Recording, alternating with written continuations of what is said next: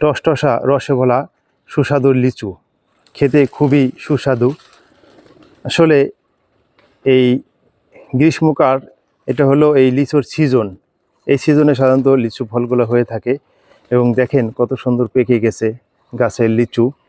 আর এই লিচু যা আছে ভিটামিন সি, এবং লিচু খেলে আমাদের লিভার ভালো থাকে এবং আমাদের যে হজম শক্তি সেটা বৃদ্ধি পায়। পাশাপাশি লিচুতে আছে অ্যান্টিঅক্সিডেন্ট। পাশাপাশি আরেকটা বিষয় আপনাদের জানিয়ে রাখি যে লিচু ফলটা কিন্তু এই সিজনে আসলে বাচ্চারা বেশি খেতে চায়। তা আরেকটা বিষয় আপনাদের সতর্ক করতেছি, সেটা হলো যে এই আমাদের সদরপুর ফরিদপুরে যেসব লিচুগুলো বাজারে উঠে, এগুলো সাধারণত পাবনা রাজশাহী থেকে আসা হয় এবং এই লিচুগুলা বেশি দিন রাখার জন্য কিন্তু এখানে যে ফরমালিন যেটা আছে সেটা কিন্তু স্প্রে করে দেওয়া হয়, যার কারণে লিচু বেশি খেলে আমাদের পেটে সমস্যা হতে পারে। এই জন্য বাচ্চাদের এই বাজারে যে লিচুগুলো আছে এগুলো বেশি খাওয়াবেন না, পরিমাণে একটু কম লিচু খাওয়াবেন। আর যদি বাড়ি থেকে লিচু খাওয়ানো যায় বাড়ির গাছে, সেটা সবথেকে ভালো। কিন্তু যদি আপনারা বাজার থেকে কিনে খাওয়ান, সেক্ষেত্রে খুব সতর্ক থাকবেন, সাবধান থাকবেন যেন লিচু যেন বেশি না খাওয়া হয়।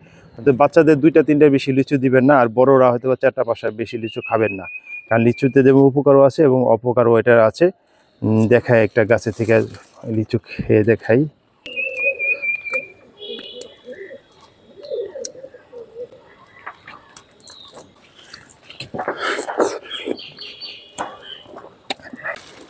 এই যে এই লিচু ফলটা কিন্তু সাধারণত বাদরে বেশি খায়। তো এই বাদরে খাওয়া লিচু ফল অনেক সময় যে খাওয়া লিচু ফলটা গাছের নিচে পড়ে যায়, এই বাদরে খাওয়া লিচুটা আপনারা বাচ্চাদের অথবা নিজেরা খাবেন না, কারণ বাদরের মুখে অনেক ধরনের জীবাণু এবং অনেক ধরনের লালা থাকে, যেটা আমাদের শরীরের জন্য এবং খুবই ক্ষতিকর। এবং বাদরের লালা কিন্তু খুবই বিষাক্ত, এটা খাওয়ার পরে হয়তো বা কারো এমনও হতে পারে যে তার মৃত্যু পর্যন্ত ঘটতে পারে। তাই এই বাদুরের খাওয়া লিচুটা তলায় যখন পড়বে, নিচে যখন পড়বে, তখন খাওয়াবেন না।